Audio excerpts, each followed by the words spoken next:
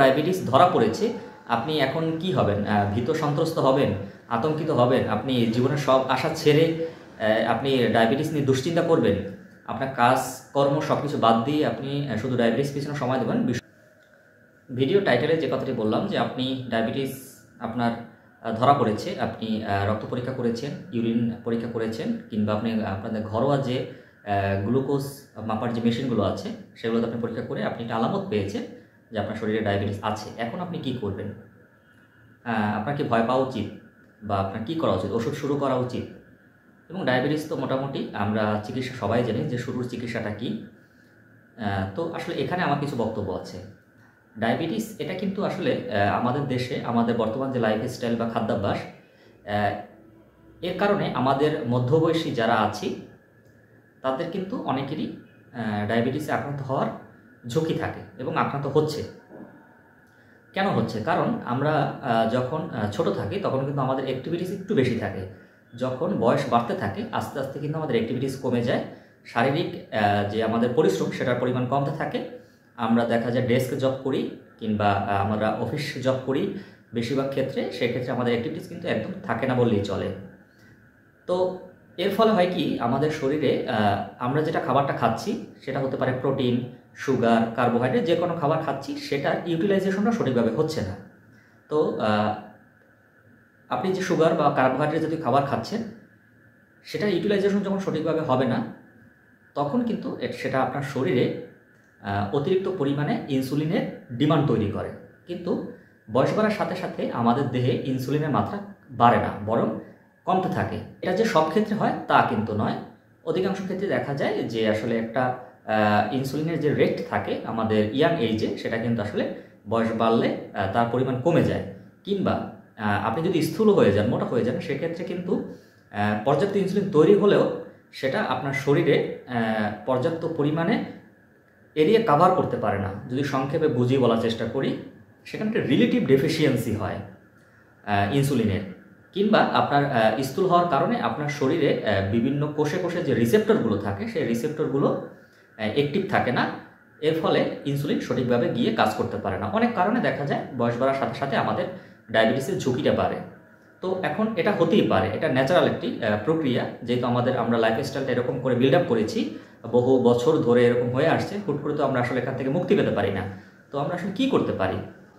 বা কারো ডায়াবেটিস ধরা পড়েছে, আপনি এখন কি হবেন? ভীত সন্ত্রস্ত হবেন, আতঙ্কিত হবেন, আপনি জীবনের সব আশা ছেড়ে আপনি ডায়াবেটিস নিয়ে দুশ্চিন্তা করবেন, আপনার কাজ কর্ম সব কিছু বাদ দিয়ে আপনি শুধু ডায়াবেটিস পিছনে সময় দেবেন। বিষয়টা কিন্তু মোটেও সেরকম না। আপনার হতেই পারে, আপনার শরীরে সুগারের ইমব্যালেন্স হতেই পারে, সেটা যে কারণেই হতে পারে, কিন্তু তার কারণটা খুঁজে বের করতে হবে। আপনার একটা পরিকল্পনা করতে হবে। আপনি আয়নার সামনে দাঁড়িয়ে বলবেন যে আসলে এই ডায়াবেটিসটা যে হলো এর পিছনে মূল কারণটা কী?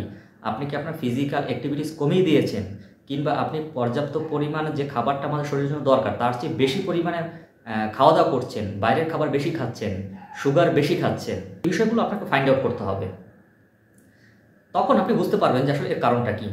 সেটা যদি হয় ফিজিক্যাল ইনঅ্যাক্টিভিটি বা আপনার কার্যক্ষমতা কমে যাওয়ার কারণে এই ডায়াবেটিসের, সেক্ষেত্রে আপনার কিন্তু এটাকে অ্যাড্রেস করে এটার উপরে কাজ করতে হবে। শুরুতে কিন্তু ওষুধ না দিলেও হয়। অনেকে মনে করেন ডায়াবেটিস শুরু, আমার খাবার ভরা পেটে 11-12 হয়ে গেছে, আমার শুরু করতে হবে, বা খালি পেটে আমার 7-এর উপরে চলে গেছে, আমার এখন কমেট বা মেটফরমিন জাতীয় ওষুধ শুরু করতে হবে। আসলে ওষুধ শুরু করলে আপনি হয়তো ডায়াবেটিসটা কন্ট্রোল হওয়া শুরু করবে, কিন্তু আপনি কিন্তু মানসিকভাবে অনেকটা দুর্বল হয়ে যাবেন। আপনি মনে করবেন নিজেকে রোগী, এবং ওষুধ আপনার একটা হচ্ছে যে এখানে একটা আর্থিক ব্যাপার আছে, আর একটা আছে মানসিক একটা আপনার উপরে চাপ তৈরি হবে, এবং সেটা আপনার পারিবারিক লাইফ, আপনার দাম্পত্য লাইফ, সব কিছুতে একটা খারাপ প্রভাব ফেলবে যে আপনি ডায়াবেটিক রোগী। তো আপনারা যদি দেখেন শরীরে ডায়াবেটিসটার পরিমাণ একটু বেড়ে গেছে, স্বাভাবিক যেটা থাকার কথা আমাদের সুগারের লেভেল তার চেয়ে বেড়ে গেছে, কিন্তু খুব বেশি বাড়েনি, এটাকে এখনও নিয়ন্ত্রণে আনা যায়। সেটা আপনার একজন যে ফিজিশিয়ান থাকবে বা ডক্টর থাকবে তিনি কিন্তু আপনাকে বলতে পারবেন যেটা কতটুকু স্বাভাবিকের চেয়ে বেড়েছে। তো এই ক্ষেত্রে আমার যেটা পরামর্শ বা সাজেশন অ্যাজ এ ডক্টর, সেটা থাকবে হচ্ছে যে আমরা প্রথমে ওষুধ শুরু করব না। ওই যে বললাম, আয়নার সামনে দাঁড়িয়ে আমার ফাইন্ড আউট করতে হবে যে ডায়াবেটিসটা কেন আমার হলো। সেই কারণটা যদি আমরা খুঁজে পাই, সেই ক্ষেত্রে আমার কিন্তু আসলে এক্সারসাইজ বাড়াতে হবে। এক্সারসাইজ মানে আপনার জিমে গিয়ে ঘন্টার পর ঘন্টা জিম করার ব্যাপারটা কিন্তু সেরকম না। আপনি সপ্তাহে 5 দিন 1 ঘন্টা করে হাঁটবেন এবং ঘাম ঝরিয়ে হাঁটবেন। এর চেয়ে সহজ এক্সারসাইজ তো আর কিছু হতে পারে না। আপনি যতই ব্যস্ত থাকেন, যতই কাজ করেন, অফিস ওয়ার্ক করেন, আপনি হাঁটার জন্য 1 ঘন্টা আপনাকে বের করতেই হবে। এখন আপনার সিদ্ধান্ত যে আপনি ওষুধ কিনে খেতে থাকবেন নাকি আপনি 1 ঘন্টা আপনার শরীরের পিছনে ব্যয় করবেন। আপনি যখন হাঁটবেন তখন কিন্তু আপনাকে নিজেকে নিজের রোগী মনে হবে না। আপনি কিছুদিন হাঁটার পরেই মনে হবে আপনার শরীরটা তরতাজা হয়ে যাচ্ছে।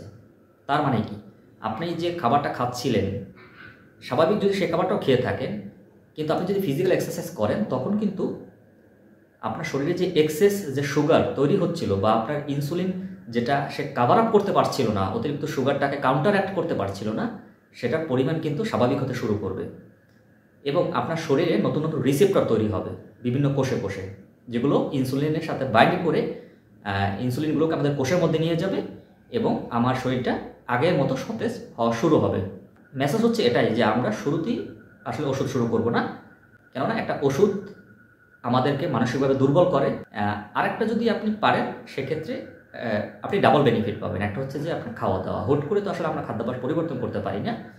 সেই ক্ষেত্রে আপনি ফিজিক্যাল এক্সারসাইজ বা হাঁটাহাঁটি করার সাথে আপনি যদি যে কোনো বেলাতে আপনি সুগারের পরিমাণটা কমিয়ে দেন, আপনি যদি 2 বেলা চা খেতে অভ্যস্ত হয়ে থাকেন, 1 বেলা আপনি চিনির পরিমাণটা একটু কমিয়ে দেন। প্রথমেই আপনি একদম চিনি ছাড়া চা খাওয়ার দরকার নেই। আপনি সকালবেলা যদি চিনি দিয়ে চা খানো, আপনি সন্ধ্যার চাটা আগে যে চিনি খেতেন তার অর্ধেক কমিয়ে দেন এবং তার সাথে আপনি 5 দিন করে হাঁটুন, এর পরিমাণটা বাড়ান। যদি দেখেন আপনার ডায়াবেটিসটা মোটামুটি নর্মাল রেঞ্জে চলে আসছে, যদি দেখেন আপনার ডায়াবেটিসটা নর্মাল রেঞ্জে চলে আসছে, সেই ক্ষেত্রে আপনি এটাকে কন্টিনিউ করুন। কিংবা যদি আপনি হাঁটাহাঁটিটা আপনার কাছে কষ্ট হয়ে থাকে, আপনি খাবারটার দিকে বেশি নজর দিন। সকালে যে চিনিটা খেতেন সেটা অর্ধেক করে ফেলুন, রাতের চিনিটা অর্ধেক করে ফেলুন এবং ভাতের পরিমাণটা একটু কমিয়ে সবজি খাওয়ার অভ্যাসটা তৈরি করুন। এটার জন্য যে আপনার একদম 1 মাসের মধ্যে আপনার করতে হবে, 2 মাসের মধ্যে করতে হবে, বিষয়টা কিন্তু এরকম না। ডায়াবেটিস এটা কিন্তু একটা দীর্ঘমেয়াদী রোগ, একদিনে তৈরি হয় না। কিছু কিছু ক্ষেত্রে এটা জন্মগতভাবে হয়, কিছু কন্ডিশনে আছে, সেটার কথা আলাদা। যাদের হচ্ছে যে নিজেদের লাইফস্টাইলের কারণে ডায়াবেটিস হচ্ছে, তাদের ক্ষেত্রে এই পরামর্শটা মূলত। তো এটাকে আপনার 1-2 দিনের ভিতরে কন্ট্রোল করানো দরকার নাই, ওষুধ খাওয়ার দরকার নাই। আপনি যদি আপনার ব্লাডে যদি ডায়াবেটিসটার পরিমাণ খুব বেশি না বেড়ে থাকে, যেটা হচ্ছে যে অ্যালার্মিং, সেই পর্যায়ে যদি না যেয়ে থাকে, একটু 19-20 যদি হয়, সেক্ষেত্রে আপনি একদমই দুশ্চিন্তাগ্রস্ত হবেন না। আপনি জাস্ট আপনার লাইফস্টাইলটা অল্প একটু পরিবর্তন করুন, দেখবেন আপনার ব্লাডের যে সুগার লেভেল বা ডায়াবেটিসের যে অবস্থাটা সেটা কিন্তু আর থাকবে না এবং আপনি আগের মতো সুস্থ মানুষ হয়ে উঠবেন।